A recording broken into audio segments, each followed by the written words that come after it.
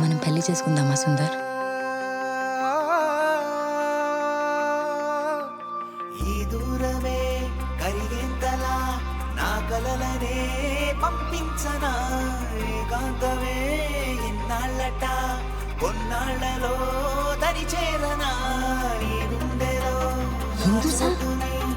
ఇన్నాళ్ళుగా వెతికానుగా నీ పేరులో నా పేరుని కలిపేయనా